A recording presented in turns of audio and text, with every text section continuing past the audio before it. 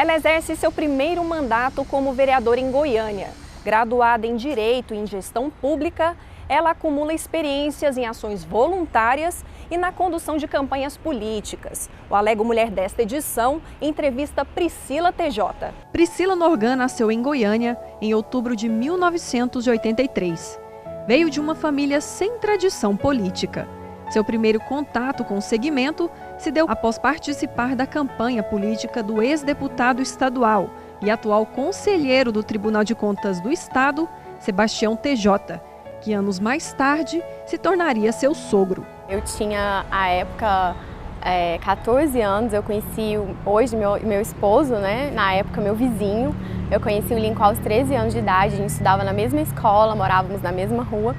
E a família dele respira política ativamente, é aquela família tradicional que faz política dentro de casa, né? Então eu tive a oportunidade de conhecer esse ambiente, essa militância de bairro, municipalista, de estar em contato através da família dele. Foi uma campanha muito gostosa, principalmente porque adolescente gosta muito disso, né? De estar militando, de estar participando desse momento. Então foi uma época muito gostosa mesmo.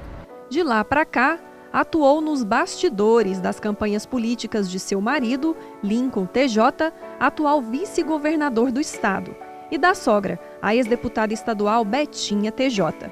Somente em 2016, ela se encorajou a disputar um cargo eletivo e conseguiu uma vaga como vereadora em Goiânia. Eu acho que toda mulher, né, que participa desse processo, ela nem sempre se imagina no protagonismo. Nós temos hoje essa realidade que faz parte da minha história, ela se multiplica na vida de muitas outras mulheres.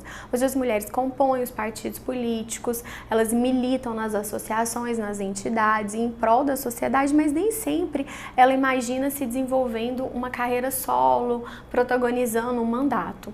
Isso também aconteceu comigo, eu sempre atuei profissionalmente, eu digo que política não é para mim uma profissão, né, e não deve ser também para ninguém.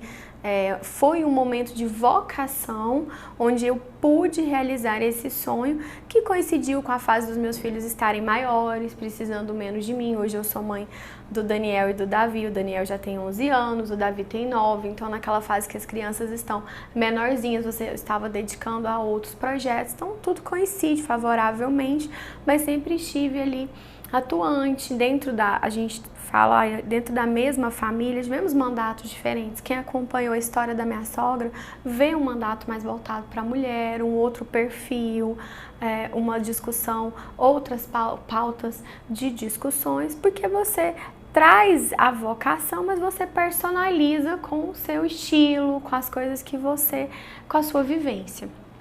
Tenho muito orgulho da trajetória dela, da história que ela deixou ali na Assembleia Legislativa, e hoje faz muita falta a gente ver um legislativo com uma minoria de mulheres. Interessante você falar de perfil, né, de atuação, talvez parlamentar. Eu imagino que atualmente muitos vereadores focam muito nessa função de criação de lei mesmo. Você me parece ter um perfil muito mais fiscalizador. Já compôs, inclusive, algumas comissões especiais de inquérito, teve a comissão de inquérito das obras paradas, a comissão das contas, e você também discursa muito cobrando melhorias de serviços públicos. Você realmente, é algo intencional essa vertente fiscalizadora?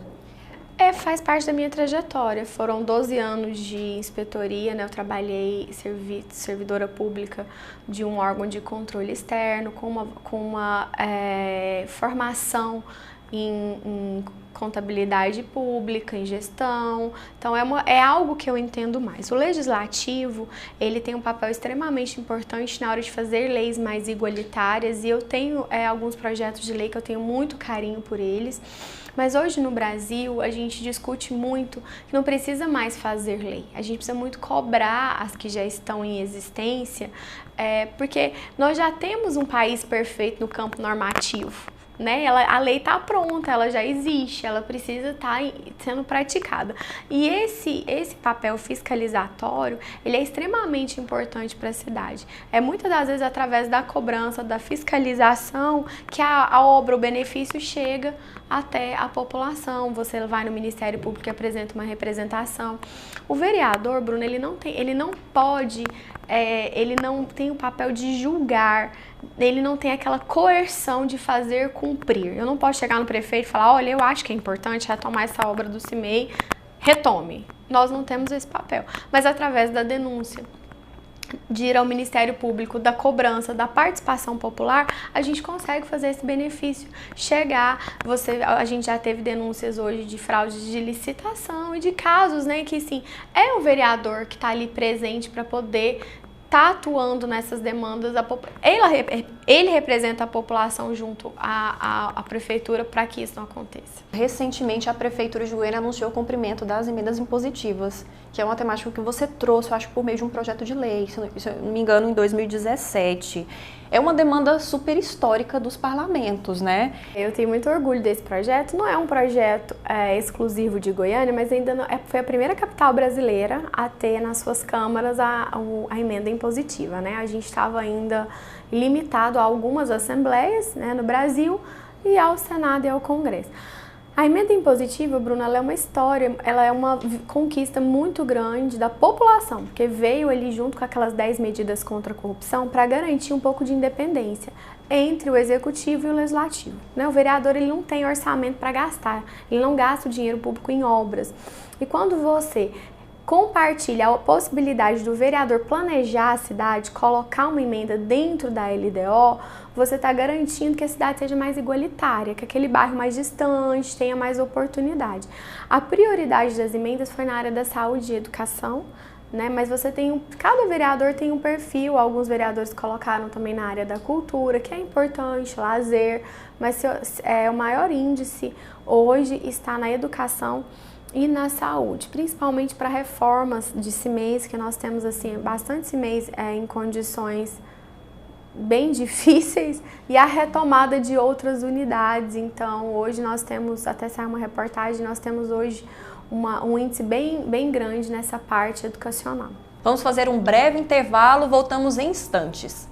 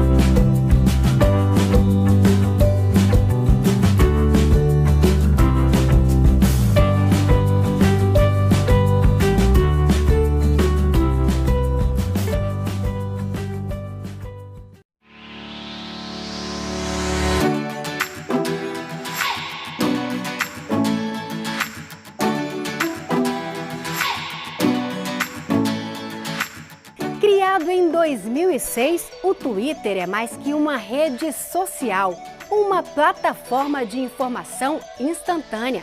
São apenas 140 caracteres, mas por meio de threads, você pode criar uma sequência de postagens e, com fotos e vídeos, publicar um mundo de informações. O Twitter é um gigante porta-voz de empresas, artistas, programas de TV e dos políticos, que têm utilizado a ferramenta cada dia mais para declarações e afirmar posicionamentos para seus seguidores. Você sabia que a TV Alego tem uma conta no Twitter? Nela, você pode acompanhar todas as atividades do Legislativo Estadual e também a nossa programação. Então, siga a gente pelo perfil @TVAlegoOficial.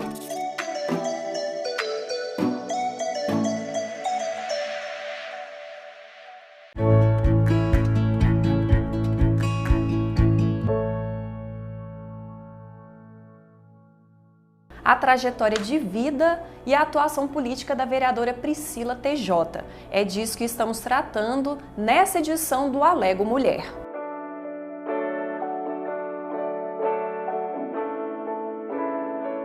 Priscila, você tem uma certa experiência com ações de voluntariado. Como é que isso entra na sua vida? O que é mais marcante nesse sentido? Isso é um trabalho que eu tenho muito carinho, que vale muito a pena ser feito, né? Eu comecei bastante jovem na igreja que eu sempre participei e que a gente vê que serve para inspirar também as pessoas. Todos nós temos algo para doar, todos nós temos um talento, um tempo, uma qualidade, algo que sobra na gente e que faz falta em alguém. E quando isso é compartilhado, a vida torna-se melhor. Por mais carinho que eu tenho, Bruna, pela política, pela gestão, por orçamento, pela prefeitura, existe um papel social que nenhuma política pode fazer. Isso em nenhum lugar do mundo você vê que o poder público isoladamente leva benefício para as pessoas. E todos esses países mais desenvolvidos que a gente sonha em chegar perto um dia no Brasil, eles passaram por esse processo comunitário. Eles passaram por fomes, por desigualdades, por problemas até climáticos que fizeram unir a sociedade. Infelizmente, nosso país é jovem e a gente está num retrocesso. A gente está cada dia se isolando mais e vivendo. Eu estou decepcionada com a igreja, eu não vou na igreja mais, vou viver minha vida. Eu estou decepcionada com política, eu não vou votar mais. E tudo isso nos afasta. Por que o voluntariado entra nisso? Porque isso nos afasta da comunidade, das instituições, de onde a gente reparte o pão, de onde a gente pode repartir o que a gente tem dentro de casa.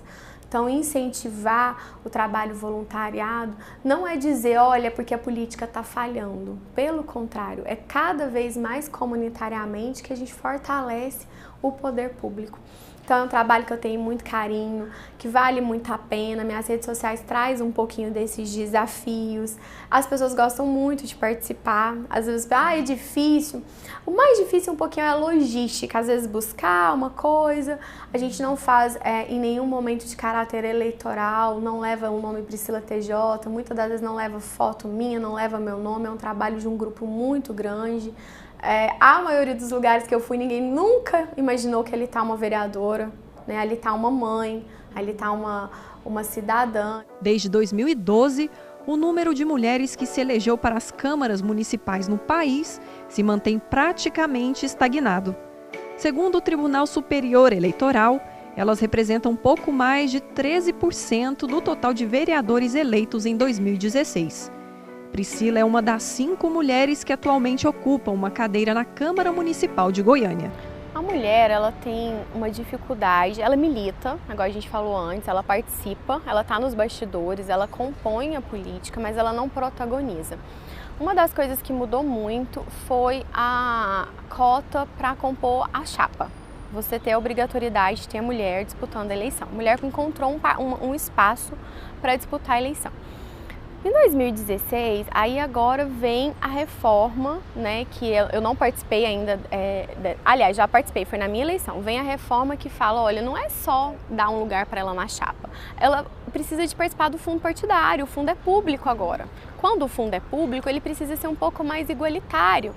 Então não adianta essa mulher está disputando a eleição, e se você pegar hoje, entrevistar em Goiânia as que disputaram, elas não tinham R$1 de ajuda do partido. Então não tinha como gastar com gasolina, nem visitar as pessoas. E se você não consegue falar de você e levar o seu projeto, você não está disputando. Você não está concorrendo. Só concorre quem tem pelo menos um pouquinho de condições de igualdade. Você concorda, Bruna? Se uma cidade de 1,5 milhão de habitantes, ninguém sabe que eu existo, eu não sou uma opção. Para essa pessoa eu não estou disputando essa vaga.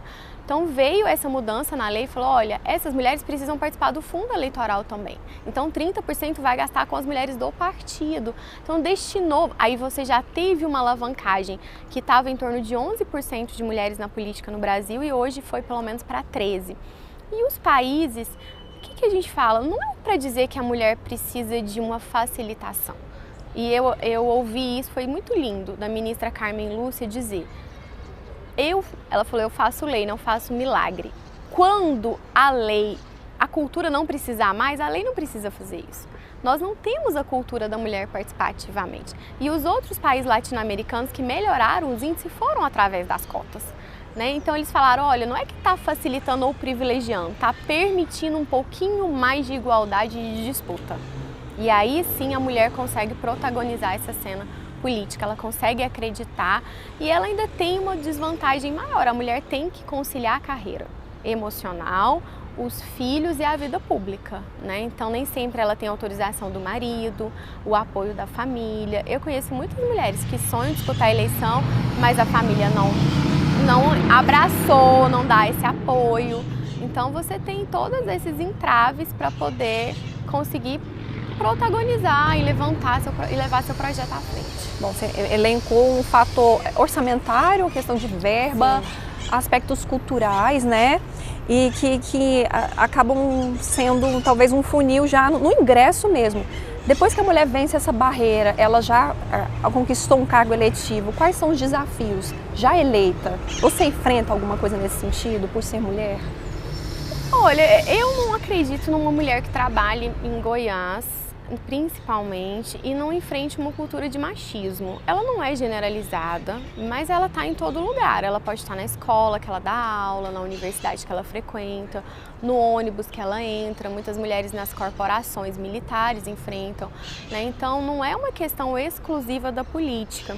Ainda é exclusiva culturalmente e a gente luta muito para que isso não aconteça, para que o respeito seja maior.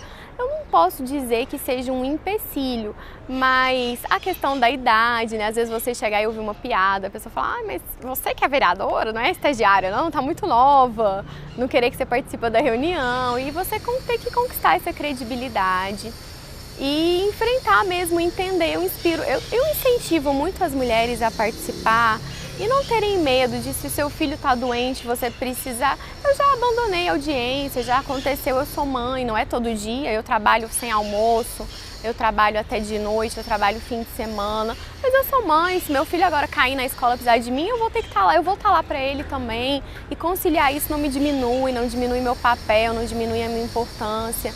A gente dá para fazer, é um pouco cansativo, mas é possível você vencer essas dificuldades e fazer um bom trabalho. E eu acho que a sociedade, o que aconteceu? Eu enfrentei uma eleição na época de impeachment, e então foi muito pesado. E eu percebo que eu tive uma vantagem em relação aos meus outros colegas que estavam disputando. Qual vantagem que era essa? A mulher tem credibilidade, ela entra mais fácil na casa de uma pessoa, ela conquista mais. Eu nunca, graças a Deus, nunca fui vaiada. Teve uma feira que eu estava uma vez fazendo uma divulgação, pedindo voto, e chegou um outro candidato e ninguém nem viu quem ele era, começou a vaiar imediatamente. E isso não aconteceu comigo. Eu acho que a mulher tem dificuldades, mas ela tem essa vantagem. A sociedade acredita no trabalho da mulher. E depois que você rompe essa barreira, o seu trabalho fica gostoso de ser feito. Desde o início de 2019, seu marido, Lincoln TJ, é vice-governador do estado, o que trouxe uma nova dinâmica à vida do casal. Trouxe uma mudança, né? Uma mudança, por um lado, positiva, a gente fica mais cansado. Então, assim, acumulei um papel importante de apoiá-lo naquela parte de que a esposa tem que estar junto, né? E gosto de fazer isso, esse companheirismo é muito importante para nós dois. E o executivo do estado de Goiás é uma responsabilidade muito grande, né? Então, uma pasta muito grande. E às vezes é engraçado, porque o que acontece? Não é que eu não entenda do estado de Goiás. Ser vereadora já é um trabalho extenuante. Então eu foco muito nos números de Goiânia, no que está acontecendo em Goiânia. Eu não tenho tempo de ir nas audiências do estado. E as pessoas querem muito que eu responda pelo estado. Então ela quer que eu chegue e fale, olha, mas por que mudou tal lei? Gente, eu não sei, eu não sou governadora. Eu vou ligar ali para saber por que mudou isso. Porque eu tento separar bastante esse papel, a gente tem muito esse respeito, né? Eu sou vereadora, ele é vice-governador, ele tem todo o meu apoio, mas um apoio da Priscila, não um apoio da vereadora, né? Um apoio da esposa dele, que é o que ele precisa, da família ao lado dele. A vereadora tem um outro perfil. Para você ter uma ideia, o Lincoln não apoiava emenda impositiva. E respeito é o perfil dele, é o que ele viveu um outro estado. né? Eu vivi um papel de oposição, é meu primeiro mandato, eu tenho uma outra formação e eu respeito isso muito nele, isso não é um problema para nós dois. E quando eu fui apresentar o projeto, ele falou, apresenta, você tem que fazer, você gosta. Bom, é curioso que, de alguma maneira, você acaba herdando um pouco do capital político da família TJ, né? Sim. Você acredita que nessa sua trajetória como vereadora, bastante recente, você já tem conseguido imprimir talvez a sua marca pessoal? Você está em busca de uma autonomia da Priscila? Você já pensou nisso? Não sei se é alguma questão para você. Eu tenho muito orgulho de ser TJ, assim, às vezes a pessoa pensa, mas você veio de família política. Eu falo, gente, por que uma família pode ter um monte de gente que canta e um monte de gente que é médico? E eu acho isso lindo, porque isso é uma influência, significa, né? Se você conversar com meu sogro, em nenhum momento ele imaginou que o filho ia fazer política. Ele ainda falava, não, pelo amor de Deus, política é sofrimento, faz outra coisa. Não foi algo que, assim, a gente não treina. Lá em casa a gente não sai adestrando e treinando os filhos para fazer política, não. É uma inspiração. E acho bonito isso. A admiração que o Lincoln tem pela carreira do pai e fazer. E também eu tenho pelo meu sogro, pela minha sogra. E também fazer. Agora, quem me conhece, eu tenho uma natureza muito forte, né? Então, assim, nesses 3 anos eu sei que já deu para ver o trabalho da Priscila, assim, a maneira como eu trabalho. É mais ou menos, eu gosto muito de cozinha. Igual quando você vai fazer uma receita, aí eu cozinho super bem, muito bem mesmo. Você pega uma receita e come, sai de um jeito quando alguém faz. E quando você faz, sai de uma outra maneira. A receita pode ser igual, o nome é esse, mas a maneira de conduzir, de fazer é completamente diferente. Cada um de nós temos uma pegada política e uma pauta diferenciada. No seu momento livre, assim, como é que você gasta o seu tempo livre? Tem algum hobby? O que você gosta de fazer, te satisfaz? Além de cozinhar, que você acabou de dizer que gosta. Quando eu tô muito estressada, eu ligo meus amigos e falo, gente, hoje é aquele dia da janta gostosa, tá? Pode ir lá pra casa que hoje vai... Pra você é meio que terapêutico, assim? É muito terapêutico, cozinhar é muito terapêutico. Eu gosto de organizar a casa também, quando eu tô muito estressada, eu arrumo os armários. Eu falo, a gente precisa arrumar os armários agora. Mas eu ando de bicicleta um pouco, assim, andava mais, sabe? Infelizmente não tenho andado muito, mas uma das coisas que eu mais gosto de fazer é pedalar. Correr também um pouco, já tenho algumas medalhas. Eu falo que eu sou uma moleca, porque eu tenho 2 filhos homens, então a minha vida é muito ligada ao futebol, a essa parte, assim, quem tem filho, eu acho que a gente se diverte muito. O tempo livre da gente é muito bem aproveitado, porque eles têm uma vida muito intensa, uma energia que não tem fim. Eu sinto que eu ainda não encerrei meu trabalho com Goiânia, tenho uma ligação muito forte com a cidade, tenho muita vontade de disputar um mandato de prefeito, de prefeita, né? De prefeitura. Acredito que eu tenho esse papel. Vai ser possível? Vai acontecer? Não sei. Porque não basta só o meu trabalho ser bom. Tem que coincidir a vontade de Deus com os meus projetos.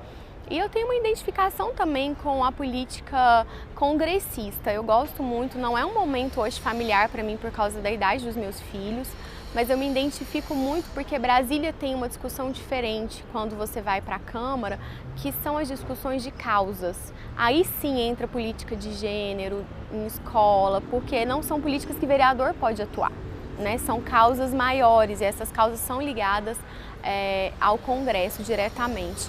Então eu também penso no futuro disputar uma eleição de deputada federal, mas eu não sei, hoje em dia eu tô focando mesmo, eu já tô achando difícil ser vereadora. Tô focando nessa parte aí que tem 2 menininhos em casa precisando de mim.